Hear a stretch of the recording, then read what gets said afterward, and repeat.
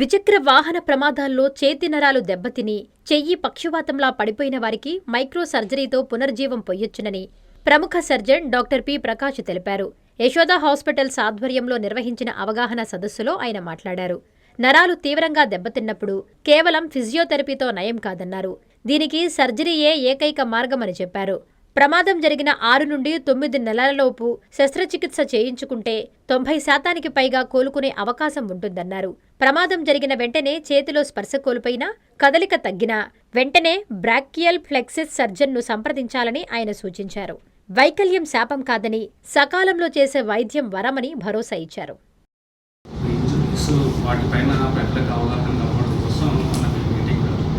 దాంట్లో భాగంగా breaking ప్లెక్సిస్ injury అంటే ఏంటంటే మామూలుగా మనం రోడ్ ట్రాఫిక్ యాక్సిడెంట్స్ చూస్తుంటాం అందరం. ఆ రోడ్ ట్రాఫిక్ యాక్సిడెంట్స్లో మనకు తెలిసి అందరికీ చేతులు విరగడం, కాళ్ళు విరగడం, హెడ్ ఇంజురీస్ అవ్వడం, ఫేస్ ఇంజురీస్ అవ్వడం, అబ్డామిన్ ఇంజురీస్ అవ్వడం అలా జరుగుతుంటుంది. అదేవిధంగా ఈ నరాల ఇంజురీ కూడా అవుతూ ఉంటుంది. దాన్ని చేతికి సరఫరా అయ్యే నరాలు కనుక ఇంజురీ అయితే దాన్ని మనం బ్రేకింగ్ ప్లెక్సిస్ ఇంజురీ అంటాం. అలాగే కాలికి ఇంజురీ అయ్యి నరాలు దెబ్బతింటే దానికి వేరే లంబార్ ప్లెక్సిస్ ఇంజురీస్, సయాటిక్ ఇంజురీస్ అవి ఉంటాయి. సో ముఖ్యంగా ఇప్పుడు ఈరోజు మనం మాట్లాడేది బ్రేకిల్ ప్లెక్సిస్ ఇంజురీ, అంటే చేతికి సరఫరా అయ్యే నరాలు ఇంజురీ అయినందువల్ల వచ్చే ప్రాబ్లమ్స్ ఏంటి, దాన్ని మనం ఎవరు ట్రీట్ చేస్తారు, ఎలా ట్రీట్ చేస్తారు, రికవరీ ఎట్లా ఉంటుంది అనేది మనం డిస్కస్ చేస్తాం. సో ఈ బ్రేకిల్ ప్లెక్సిస్ ఇంజురీ అనేది బ్రెయిన్ నుంచి మన స్పైనల్ కార్డ్ ద్వారా చేతికి సరఫరా అయ్యే నరాలు దెబ్బతింటాయి. అవి యాక్సిడెంట్స్ వల్ల చాలా వరకు 90% అవన్నీ కూడా యాక్సిడెంట్ వల్ల దెబ్బతింటాయి. యాక్సిడెంట్ కాకుండా కూడా దెబ్బతినే అవకాశాలు ఉంటాయి. అవి కొన్ని ఇన్ఫెక్షస్ కండిషన్స్లో ఈ నరాలు కూడా ఇన్ఫెక్షన్ వల్ల దెబ్బతినడం జరుగుతుంది. అది కొంచెం రేర్ పాసిబిలిటీ. ముఖ్యంగా మన మోటో వచ్చేసి ఇప్పుడు యాక్సిడెంట్స్ వల్ల నర్వ్ ఇంజరీ అయిన వాటి గురించి మనం డిస్కషన్. అందులో మామూలుగా మనకు తెలిసి యాక్సిడెంట్స్ కూడా ఎలాగా అంటే 2 వీలర్ యాక్సిడెంట్స్ ఎక్కువగా జరుగుతూ ఉంటాయి. 2 వీలర్ బైక్ రైడింగ్ చేసే వాళ్ళలో, అందులో కూడా టీనేజ్ ఇండివిజువల్స్ 20s, 30s, 40sలో ఉండే వాళ్ళు ముఖ్యంగా. ఎందుకంటే వాళ్ళు కొంచెం ర్యాష్ డ్రైవింగ్ ఉంటుంది కాబట్టి దానివల్ల మనకు ఉండే ఇప్పుడు సోషల్ ఎకనామిక్ ట్రాఫిక్ జామ్కి ఈ ఇంజురీస్ అనేటివి ఎక్కువ జరగడానికి అవకాశాలు ఎక్కువగా ఉంటాయి. సో ఇది చూస్తే కనుక ఇలా వస్తుంటాయి అన్నమాట ఈ నర్వ్స్. అంటే సో అలా నర్వ్ ఇంజరీస్ యాక్సిడెంట్స్ వల్ల జరుగుతూ ఉంటాయి. అందులో కొంచెం ఓపెన్ ఇంజరీస్ ఉంటాయి, క్లోజ్ ఇంజరీస్ ఉంటాయి. Most of the times close injuries ఉంటాయి. అంటే గాయాలు బయటకే ఉండవు, ఇంజరీస్ ఉంటాయి. కానీ ఈ నర్వ్ ఇంజరీస్ అనేది 5 రకాలుగా ఉంటాయి. టైప్ 1 నుంచి టైప్ 5 వరకు అన్నమాట. టైప్ 1, టైప్ 2 ఇంజరీస్ స్వతహాగా ఇంప్రూవ్ అయిపోతాయి. కానీ టైప్ 3, టైప్ 3, 4, టైప్ 5 ఇంజరీస్ స్వతహాగా ఇంప్రూవ్ అవ్వవు. వాటికి సర్జరీ చేసి ఇంప్రూవ్ చేయాల్సి వస్తుంది. ముఖ్యంగా ఏంటంటే చాలా వరకు ఈ పర్టిక్యులర్ బ్రేకిల్ ప్లెక్సిస్ ఇంజరీస్ మేనేజ్మెంట్ అనేది అందరూ డాక్టర్లు ఎక్కువగా చేయలేరు. అందరూ దీన్ని వెంచర్ చేయలేరు. కొంతమంది ట్రైన్డ్ సర్జన్స్ మాత్రమే దీన్ని చేస్తుంటారు. అందులో ఆర్థోపెడిషన్స్, న్యూరోసర్జన్స్, ప్లాస్టిక్ సర్జన్స్ ఉండవచ్చు. అందులో కూడా వాళ్ళు ట్రైన్ దేంట్లో ఈ పర్టికులర్ డిసీజెస్ని మేనేజ్ చేసి దానికి ట్రైన్ అయి ఉన్న వాళ్ళు మాత్రమే దీన్ని చేయగలుగుతారు. అది చాలా వరకు ఈవెన్ డాక్టర్ పెటర్నిటీలో కూడా ఈ సర్జరీస్ ఎవరు చేస్తారు అన్న అవగాహన లేకపోవడం వల్ల పేషెంట్స్ కరెక్ట్ డాక్టర్స్ని అప్రోచ్ అయ్యి ఇన్ టైంలో ట్రీట్మెంట్ తీసుకోవడం డిలే అవ్వడం వల్ల వాళ్ళ రికవరీ అనేది లేట్ అయిపోతుంది, రికవరీ అనేది లేకుండా పోతుంది. సో మన ముఖ్య ఉద్దేశము ఎవరు చేస్తుంటారు, ఏ టైంలో మనం వాటిని అడ్రస్ చేయాలి, వాటి రికవరీ ఎలా ఉంటుంది అనేది ముఖ్య ఉద్దేశం. సో చేతికి మామూలుగా 5 నరాలు సరఫరా చేస్తుంటాయి. C1 to T1 అనేసి, C5 to T1. సో ఆ నరాలు చేతికి సరఫరా చేస్తుంటాయి. అందులో షోల్డర్కి, ఎల్బోకి, హ్యాండ్కి అన్నీ కలిపి నరాలు ఉంటున్నాయి. సర్జరీకి ముందు అనేది సర్జరీ తర్వాత ఇంకొక ఫోటోగ్రాఫ్ మీరు చూస్తుంటే పేషెంట్కి లెఫ్ట్ హ్యాండ్ సైడ్ నార్మల్గా ఉంది. ఎల్బో ముడుచుకుంటున్నాడు, చెయ్యి పైకెత్తుతున్నాడు left hand side. Right hand అలాగే ఉంది, అంటే ఎల్బో ముడుచుకున్నప్పుడు చెయ్యి పైకి, రైట్ హ్యాండ్ మాత్రం అలాగే ఉంది. అది సర్జరీకి ముందు. సర్జరీ తర్వాత చూస్తే కనుక రెండు కూడా ప్రెస్ చేస్తున్నాడు, రెండు కూడాను చేతులు పైకెత్తుతున్నారు. ఇది సర్జరీ రిజల్ట్ అన్నమాట. బ్రేకిల్ ప్లెక్సస్ ఇంజురీ అయిన పేషెంట్స్కి ఆపరేషన్కి ముందు పేషెంట్ అసలు చేయి కదిలించలేడు. ఎడమ చేయి లేపినట్టుగా కుడి చేయి చేయి ముడచలేడు, చేయి పైకి ఎత్తలేడు. ఆపరేషన్ తర్వాత 2 ఎల్బోస్ ముడుచుకుంటున్నాడు, చేయి పైకి ఎత్తుతున్నాడు.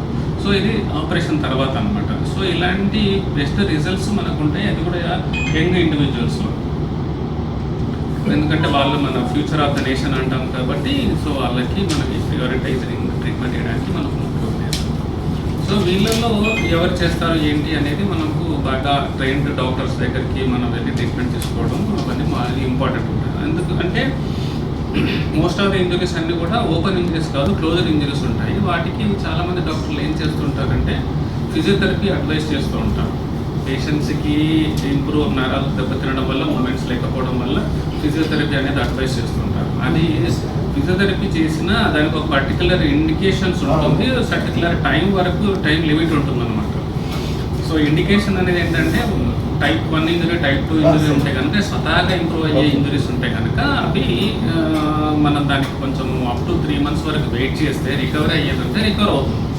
రికవర్ అవ్వని కండిషన్స్లో అయితే కనుక మనం సర్జరీ చేయాలి. అవన్నీ కూడా మనం ఇంజరీ అయిన తర్వాత ప్రాపర్గా ఎవాల్యుయేట్ చేసుకొని ఎంఆర్ఐ తీసుకొని దానివల్ల ఇంజరీ ఎలా ఉంది, ఏ టైప్ ఆఫ్ ఇంజరీ అనే దాన్ని బట్టి మనం సర్జరీకి మనం ప్లాన్ చేయాల్సి వస్తే సర్జరీకి దానికోసం 1 month 3 months వరకు కూడా వెయిట్ చేయాల్సిన అవసరం ఉండదు. ఈవెన్ వితిన్ 1 monthలో కూడా మనకి ప్లాన్ రికవరీ అవుతుంది అని అనుకుంటే కనుక అప్పుడు 3 months వరకు కూడా మనం వెయిట్ చేసి ఇంప్రూవ్మెంట్ ఉంటే ఇంకా ఫర్దర్ కూడా వెయిట్ చేద్దాం. అవన్నీ కూడా లిమిటెడ్ చేయడం, లిమిట్ కొంతమంది ఇండివిజువల్స్లో అవుతుంది. టైప్ 1, టైప్ 2 ఇంజరీస్ వరకు మాత్రం దాన్ని మనం కన్సిడర్ చేయవచ్చు. మిగతాది టైప్ 3, 4, 5లో ఉంటే కనుక దానికి ఏమాత్రము వితౌట్ సర్జరీ రికవరీ స్కోప్ ఉండదు. కాబట్టి సర్జరీకి ప్లాన్ చేయాలి.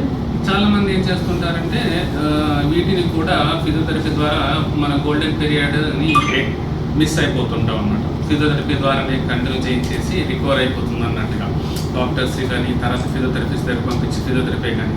సో ఫిజియోథెరపీ వీళ్ళ ముఖ్య ఉద్దేశం ఏముంటుందంటే చెయ్యి పని చేయదు, అలాగా ఇట్లా పడిపోయి ఉంటుంది కాబట్టి జాయింట్స్ అన్నీ కూడా స్టిఫ్ అయిపోతాయి.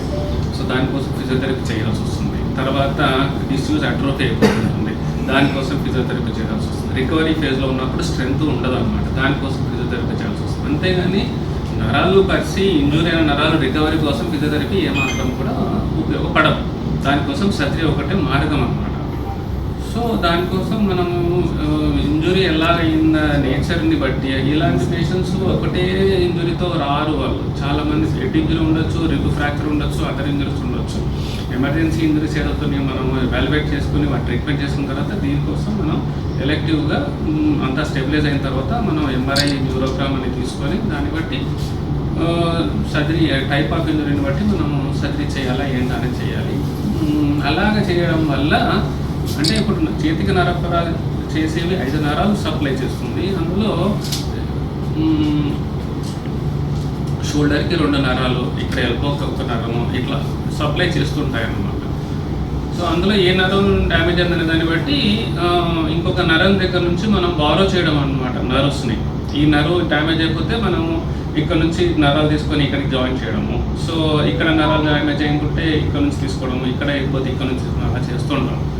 అవుట్ ఆఫ్ 5 నర్వ్స్ మళ్ళీ అందులో ఏమైనా ఒకవేళ అంతా చచ్చిపడిపోతే పక్క నుంచి కూడా తీసుకుంటుంటాం. ఈ హ్యాండ్ నుంచి కూడా తీసుకొని ఇక్కడికి చేసి అలా కూడా రకరకాలుగా ఉంటుంటాయి సర్జరీస్ అనేవి. ఇవన్నీ కూడాను మనకు ప్రజలకి ఈ ఇంజురీస్ గురించి అవగాహన తెలిస్తే ఎవరిని అప్రోచ్ అవ్వడము, ఇన్ టైంలో ట్రీట్మెంట్ తీసుకోవడము, రిజల్ట్స్ అన్నిటి మనం బెటర్గా మనం వాళ్ళకి హెల్ప్ చేసిన వాళ్ళం అవుతాం అవి.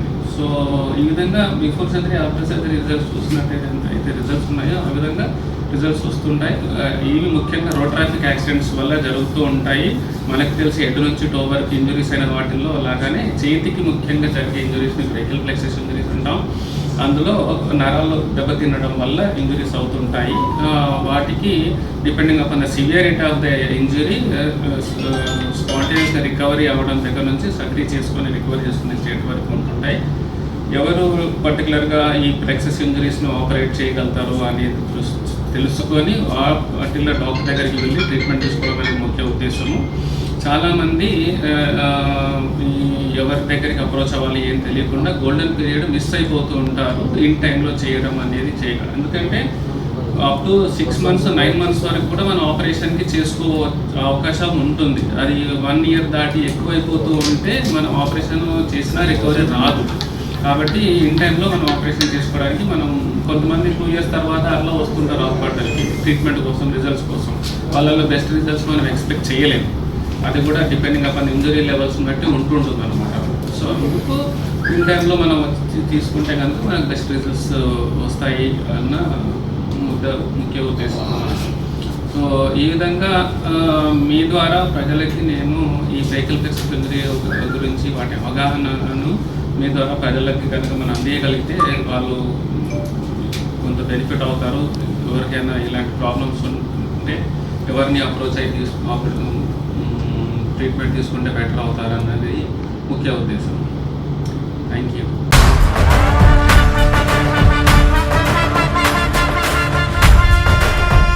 జన్మదిన శుభాకాంక్షలు.